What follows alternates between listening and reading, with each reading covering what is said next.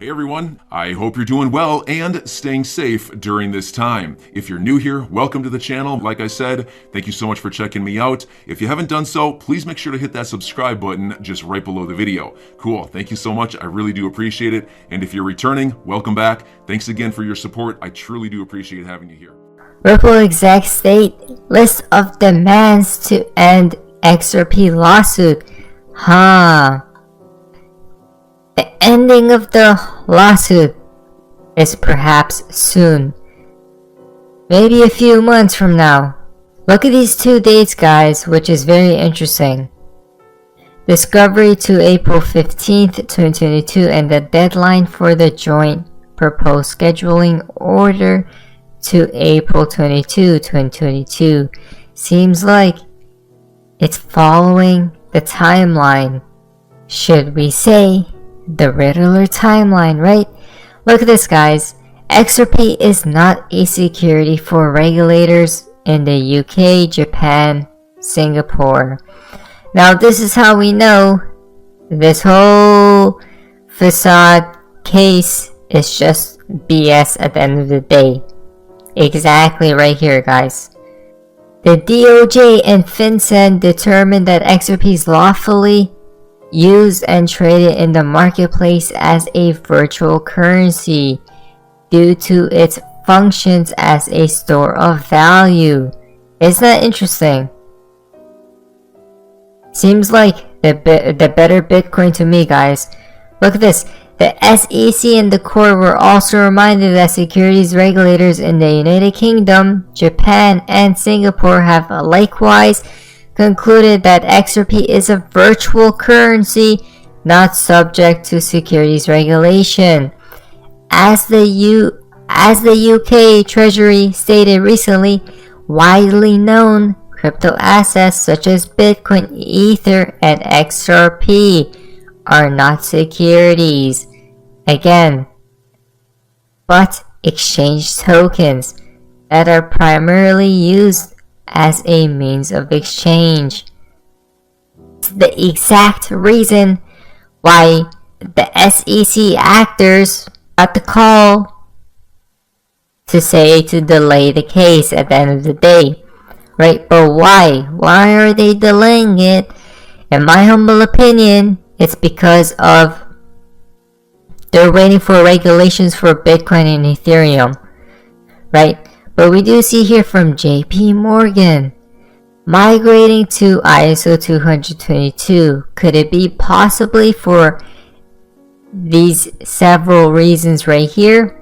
Transformation on the horizon, right? Learn how ISO 222 will enable better, faster, and more cost-effective payments between financial institutions. Look at this. The single standard for payments and messaging. The advent of ISO 222 will open the door to making payments between financial institutions better, faster, and cheaper. It's all about this, guys, right? For these financial institutions, it's all about this right there. Now, ISO 222 enables the cross-border payment industry to implement and maintain a messaging standard across both SWIFT and the market infrastructures in a coordinated and harmonized way. Now, it seems like SWIFT isn't going away, but they're probably going to implement, they have to, or change, right? 100%. Payments are eating the world, guys. Look at that. The next decade of payments promises to be even more transformational than the last, right? That's what we have been talking about. It connects to this tweet as well from Crypto Mike. Should I be bullish on the ISO 222 coins, right? Look at this. The ISO crypto list. Cryptocurrency, we got Ripple, XRP right there. ISO 222 compliance status. Member of the ISO 222 standards body. Same with XLM. Isn't that interesting? Look at the two right there, guys. And then we have the rest under. A lot of people are too distracted with Bitcoin and Ethereum. Now, listen to this. Couldn't have said it better. XRP wins at the end of the day, right? Of XRP is that as there's more liquidity in the system, that there's a price rise along with it. What do you think makes the XRP price rise? When you take speculation out of it, what do you think is going to make that XRP price rise? Well, there's a limited amount of XRP in the world. I mean, 100 billion sounds like a big number.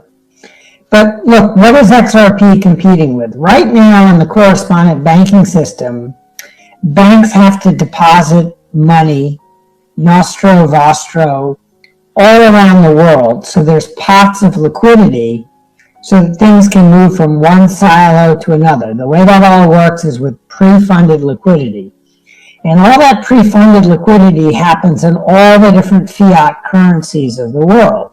So if you really want to be able to service money all around and move it, you've got to have all these pre-funded pots and all these different currencies. But if you could agree on one currency and one that you could replenish, not just 9 to 5, but 24 hours a day, 7 days a week, you'd need less liquidity because you could see that when you're getting low, you can restock. And how long does it take to restock? 3 seconds. How much does it cost to restock? Less than a penny. And so the advantage of XRP is it's a much more efficient method of moving liquidity around. It would be like having an engine that ran on a teacup of oil rather than a gallon of oil. Everything still needs liquidity. Pre-funding is good, but when you can top up your pre-funding in 3 seconds, you need a lot less oil in the engine for the engine to work well. And that's what Ripple brought to the market. Are you saying that a lot of that nostro money one day is going to be in XRP? Is that the ultimate goal? Oh, it's going to be replaced by XRP. And so that just that demand for the thimble of oil, like that thimble is pretty big. And so if all the banks need just enough XRP to handle their liquidity requirements, and you also have money transmitters doing it, and maybe even just major corporations are doing it as well. They're just posting their own liquidity around. Everybody needs less liquidity than they needed nostro and vostro fiat currency, but that's still a lot of practical need for XRP. You guys just heard right there, the banks. What have you been talking about all this time, guys? It's all about these central bankers, right? The big institutions. Guys, they're going to force the price of XRP to just skyrocket throughout the stratosphere, right? It's very simple. In fact, Digital Pound Foundation, as we know, Ripple have released a new 2-part series on the use of CBDC for financial inclusion, which we highly recommend checking out.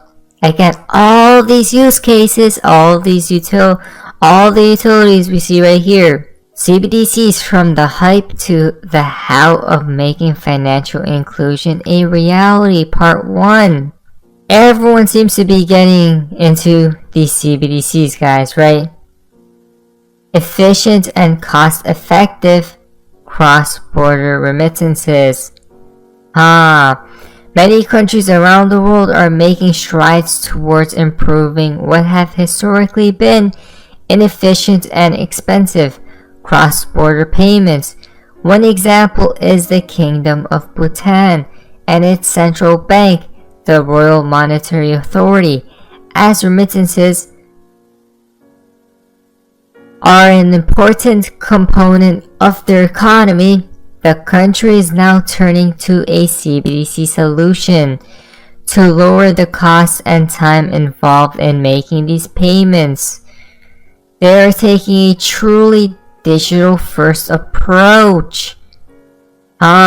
Digital. That's where the world is heading towards, guys. Digital.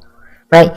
That's why the metaverse suddenly the metaverse word just came out of nowhere. Right?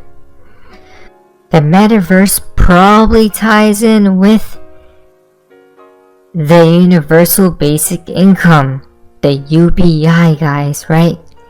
Possibly can. It seems very interesting to say the least.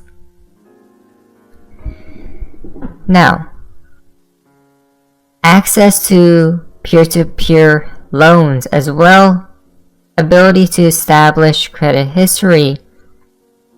Take China's digital yuan as an example, one of the first to pilot and test a digital currency 2 years ago, right? XRP is what? The neutral bridge of them all. It doesn't matter what you are, you can use XRP, you can transact in XRP, right? That's why XRP will be the world's bridge, basically. And at that time, guys, XRP's price will obviously be at a very high price, to say the least, making CBDCs as easy to use as cash and credit cards are today, right? So they're going to make it very easy, very simple, guys. I'm your guy. I will keep you posted. I'm your advocate. I'll be back on a daily basis, usually multiple times per day, with these videos to keep you updated with everything going on. So I hope you enjoyed the video. If you haven't done so, make sure to hit that subscribe button. Feel free to share any of my videos with your friends, family, social media, or anybody who may care to listen. Thanks so much for your continued support. I'm always here for you. I want to help you through this time. So thank you so much for continuing to choose me. Enjoy your day, stay safe, and I'll catch you again probably in a couple hours. Thanks, everybody. See you later.